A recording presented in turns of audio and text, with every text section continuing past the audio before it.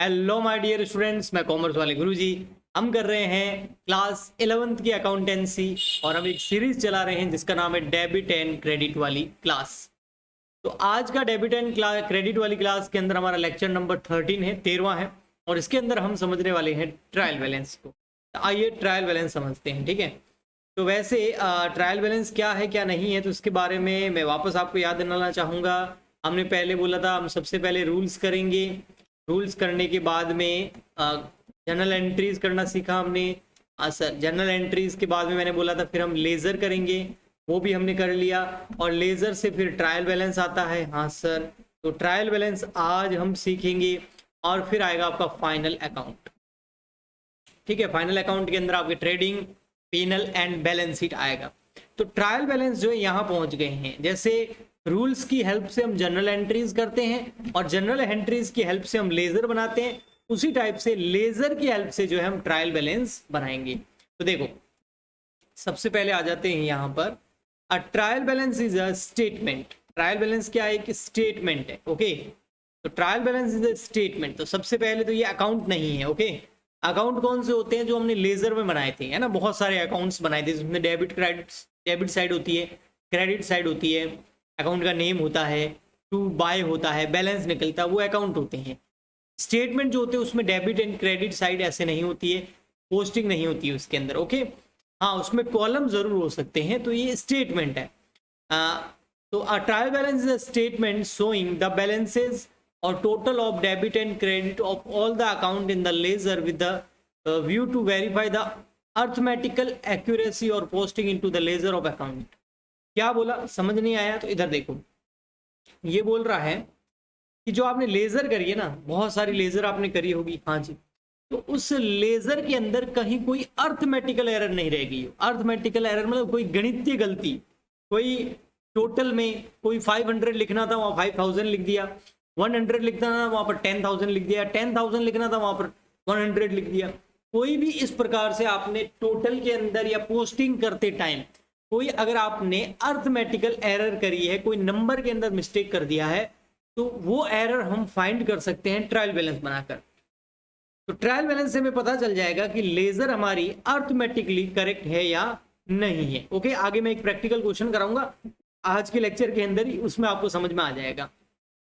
Trial balance जो है वो एक इंपॉर्टेंट स्टेटमेंट है इन द अकाउंटिंग प्रोसेस, और इस ट्रायल बैलेंस की हेल्प से जो है हम फाइनल स्टेटमेंट यानी कि फाइनल अकाउंट बनाएंगे, ओके। तो चलिए स्टार्ट करते हैं। ट्रायल बैलेंस का जो मेन पॉइंट यहाँ पर निकल के आए हैं, भाई ट्रायल बैलेंस क्या होता है या ट्रायल बैलेंस क्यों बनाना चाहिए। तो फर्स्ट आया अर्थमेटिकल एरर जो होती है ना, अर्थमेटिकल एरर।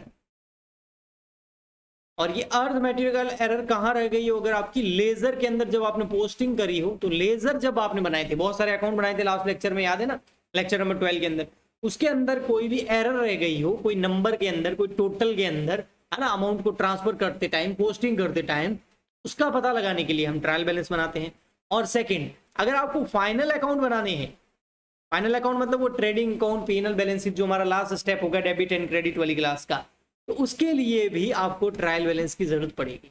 अच्छा सर, ये ट्रायल बैलेंस होता कैसा? ऐसा होता है, ये आपको दिख रहा है यहाँ पर, ये ट्रायल बैलेंस का एक तरह के कह सकते हैं आप स्टेटमेंट है, ओके। ट्रायल बैलेंस कुछ इस तरीके का होता है। ट्रायल बैलेंस, इसमें फर्स्ट कॉलम होता है अकाउंट या टाइटल या नेम ऑफ लेजर बोल सकते हो, LF होता है, एक डेबिट बैलेंस और क्रेडिट बैलेंस होता है, ओके। तो इस तरीके से ट्रायल बैलेंस होता है, ओके। अब इसको मैं प्रैक्टिकली आपको करके बताता हूं। और एंड में क्या होता है, कैसे पता चलेगा कि हमारी लेजर जो है उसके अंदर कोई अर्थमेटिक एरर नहीं है? वो कैसे पता चलेगा?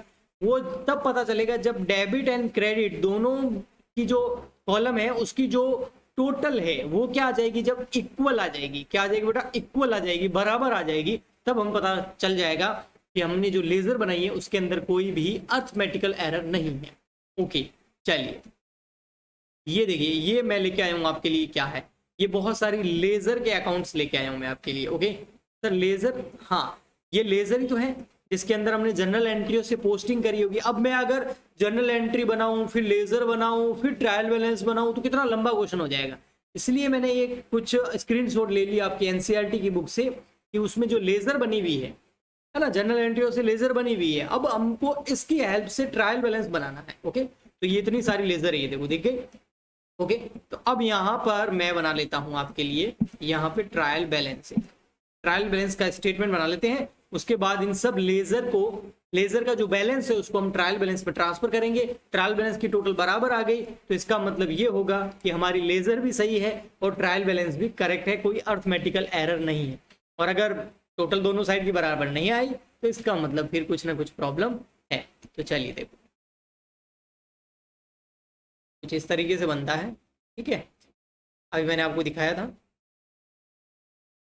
ये इसका डेबिट बैलेंस है ना, डेबिट साइड नहीं है बेटा, डेबिट साइड क्रेडिट साइड ऊपर लिखा जाता है ना, ये तो कॉलम है डेबिट एंड क्रेडिट के। और ये हो गया आपका LF का कॉलम, और यहाँ आ गया आपका सीरियल नंबर। ओके, और ये आ गया name of the ledger account वगैरह आप लिख सकते हैं। ठीक है, तो देखो ये आ गया आपका SN, ये ट्रायल बैलेंस। ओके, यहाँ आप लिख सकते हैं अकाउंट नेम या name of the ledger, ledger वाले जो है ना उनके नेम ऑफ द लेजर भी लिख सकते हैं आप।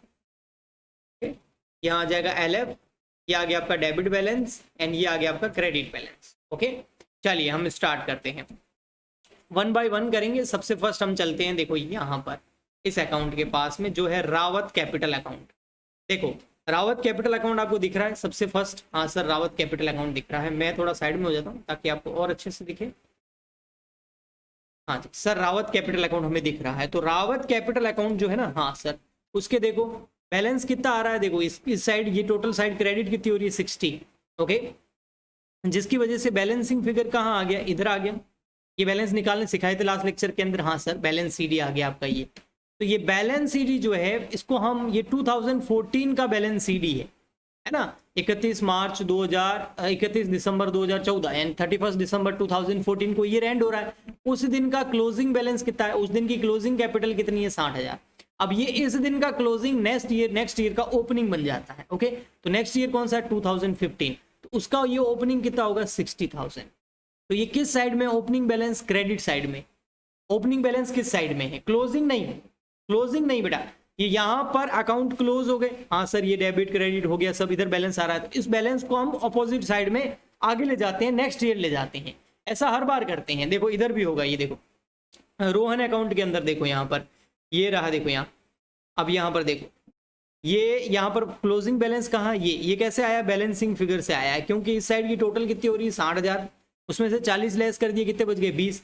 अब ये CD जो है आगे जाके क्या बनेगा, BD, और ऑपोजिट साइड में जाएगा। ओके, ठीक है, तो ये भी इस साइड में ओपनिंग बैलेंस कहाँ है, क्रेडिट, यानी कि ओपनिंग बैलेंस चेक करना है। मैं 2-3 तरीके बताऊंगा ट्रायल बैलेंस को बनाने के, 2-3 तरीके बताऊंगा, बिल्कुल बताऊंगा। ओके, ठीक है, तो अब यहाँ पर इसका मतलब हमें जो बैलेंस आता है क्लोजिंग ईयर एंड का, जो बैलेंसिंग फिगर हमने लास्ट लेक्चर के अंदर निकाला था, उसको हम उससे आगे ले जाएंगे, नेक्स्ट ईयर ले जाएंगे, यानी कि जो CD होता है, यानी कि कैरी डाउन होता है, उसको हम ब्रॉट डाउन कर देंगे, उसको आगे ले जाएंगे। तो ये आगे आ गया 60,000। ऐसा हर अकाउंट के साथ हम करेंगे। ओके, तो अब देखो यहाँ पर, यहाँ आप देखेंगे तो ये 60,000 किस साइड में है, BD देखना अपन को, और BD भी कौन सा, नेक्स्ट ईयर का है ना, फ्यूचर का। ये 15 अब स्टार्ट हुआ है उसका। ओके, नेक्स्ट ईयर की फर्स्ट डेज का। तो ये आ गया 60,000 रुपए। तो किस साइड में है 60,000 रुपए, क्रेडिट साइड में है। तो रावत कैपिटल अकाउंट किस साइड में, क्रेडिट में। अब आएंगे हम, देखो यहाँ लिखेंगे रावत कैपिटल अकाउंट, यहाँ लिखेंगे रावत कैपिटल अकाउंट फर्स्ट। क्या लिखेंगे बेटा, रावत कैपिटल अकाउंट। किस साइड में बैलेंस था, क्रेडिट साइड में। कितना, 60,000।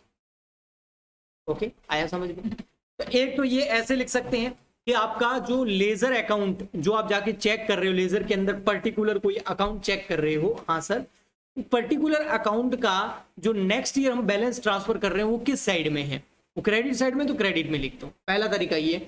दूसरा एक और तरीका है, कैपिटल है बेटा, ये देखो कैपिटल, और कैपिटल क्या होती है, लायबिलिटी होती है, और लायबिलिटी हमेशा क्या होती है, क्रेडिट होती है। तो सिखाया ना मैंने, एसेट हमेशा डेबिट होती है और लायबिलिटी हमेशा क्रेडिट होती है।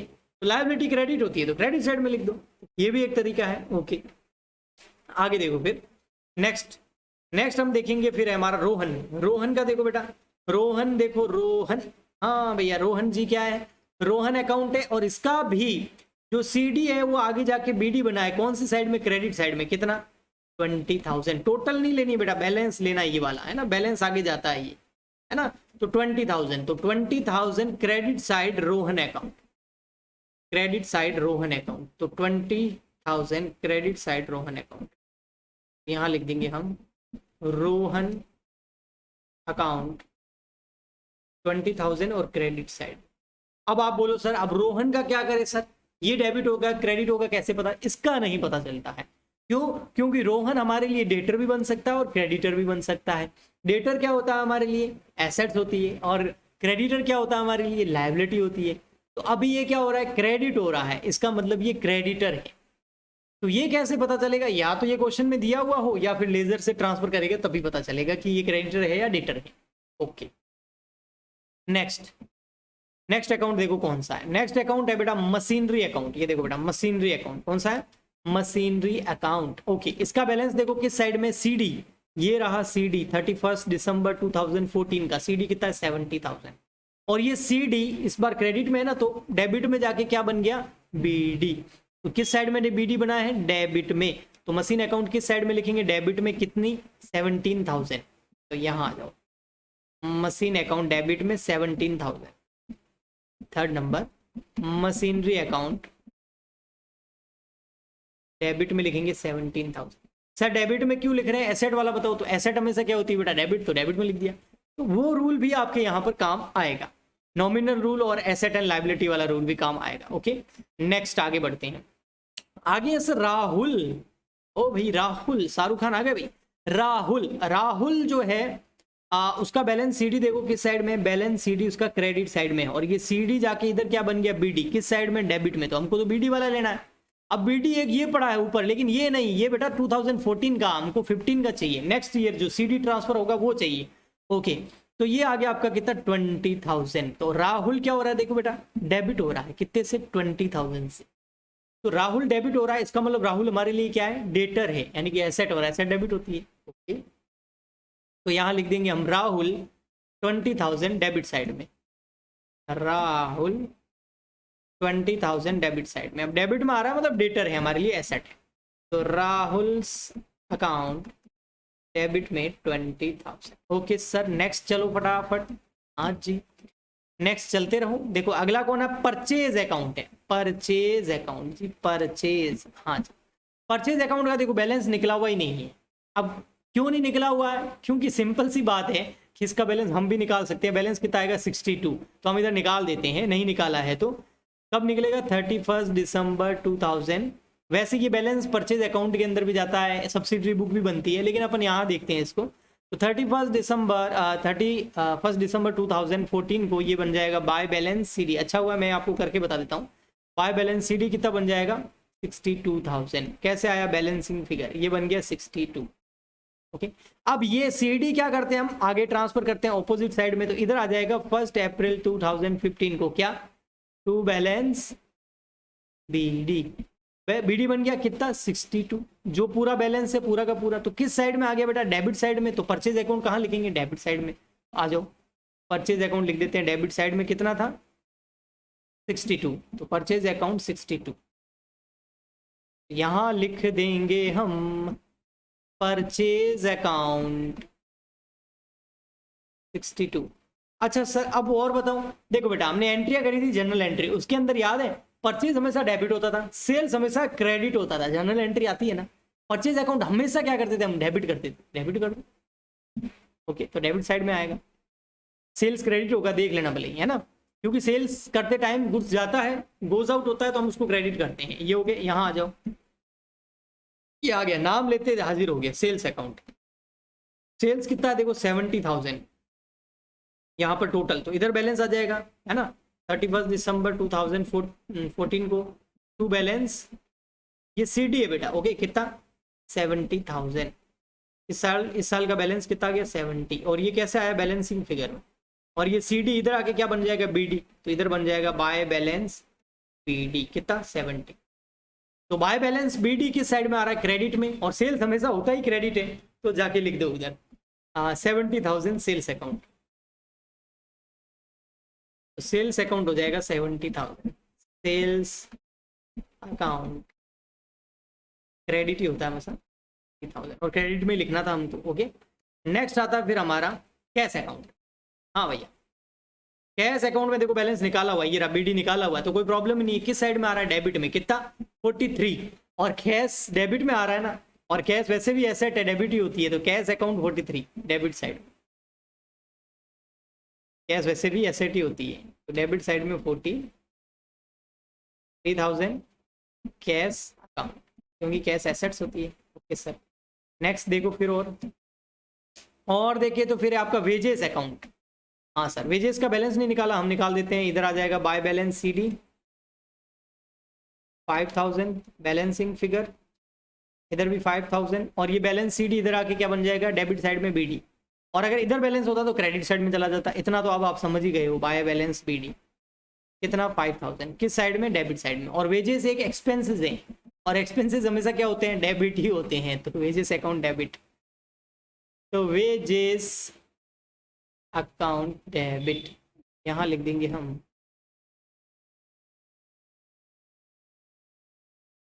वेजेस कितना था? 5,000। ओके, नेक्स्ट आ जाओ बेटा जी। नेक्स्ट है डेप्रीशिएशन। देखो डेप्रीशिएशन कितना है? डेप्रीशिएशन आप देखेंगे तो यहाँ है 3,000। ओके, और बैलेंस निकाले तो इधर आएगा 3,000। ओके, और ये बैलेंस आगे ट्रांसफर हो जाएगा इधर 3,000। ये सीडी क्या बन जाएगा? बीडी। एक चीज और बताऊंगा, इन्होंने क्यों नहीं लिखे हैं उसकी भी वजह में बताऊंगा। ठीक है, एक बार अपन कर लेते हैं। डेबिट साइड में किस साइड में आएगा बेटा? डेबिट में। तो यहाँ आ जाएगा डेबिट में वेजेस 3,000, यहाँ आ जाएगा डेबिट में वेजेस 3,000। हाँ, वेजेस नहीं, क्या है?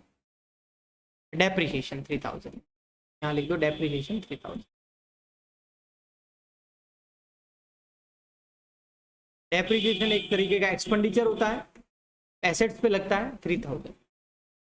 अब टोटल करो, इक्वल आनी चाहिए। अगर इक्वल आ गई तो हमारा करेक्ट है, अदरवाइज हमारा क्या है बेटा? इनकरेक्ट। ओके, करके देखते हैं। 17,000, 17,000, 20,000, 62,000, 43,000, 5,000, 3,000, क्या आ गया? 150। कितना आ गया? 150। और इधर 60, 20, 70, ये भी आ गया 150। आ गया बराबर। इसका मतलब जो हमारी लेजर है उसके अंदर कोई भी किसी प्रकार की अर्थमेटिकल यानी गणितीय एरर नहीं है, नंबर वगैरह हमने कोई गलत नहीं लिख रखा है, everything is okay, is fine. अब जो मैंने बैलेंस निकाले, देखो कुछ बैलेंस पहले से निकले हुए थे और कुछ बैलेंस मैंने निकाले हैं। एक्चुअल में ये बैलेंस नहीं निकाले जाते हैं, उसकी कुछ वजह होती है। जैसे फॉर एग्जाम्पल के लिए वेजेस है, अब वेजेस का पेमेंट कर दिया है तो कोई उधारी तो है नहीं। वेजेस, जब वेजेस किसी चीज का पेमेंट नहीं करते ना तब बैलेंस निकालते हैं। लेकिन ट्रायल बैलेंस बनाने के लिए मैं आपको यही कहूंगा कि बैलेंस एक बार निकाल लेना ताकि आपका ट्रायल बैलेंस अच्छे से समझ में आ जाए। ओके, तो नेक्स्ट लेक्चर के अंदर हम एक ट्रायल बैलेंस का और क्वेश्चन करेंगे। आज के लिए इतना ही।